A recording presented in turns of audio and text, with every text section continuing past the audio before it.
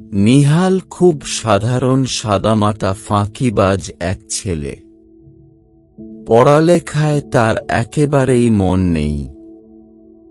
ক্লাসের মধ্যে সবচেয়ে আলাভোলা ছিল ছেলেটি। সবসময় পেছনের সারিতে গিয়ে বসে থাকত, ক্লাস চলাকালীন সমস্যায় শুধু ঝিমাত।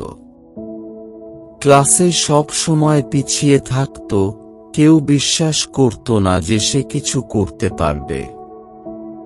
একদিন শিক্ষক বললেন, অসম্ভব বলে কিছু নেই, যদি তুমি চেষ্টা করো। নিহাল কথাটা মনে গেঁথে নিল।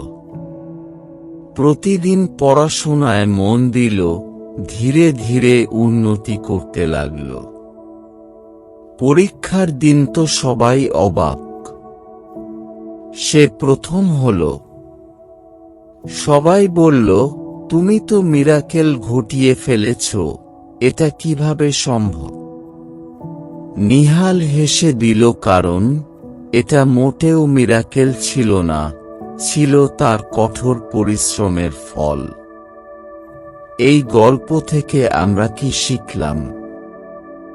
আমরা শিখলাম যে পরিশ্রম আর বিশ্বাস থাকলে অসম্ভবও সম্ভব হয়ে যায়।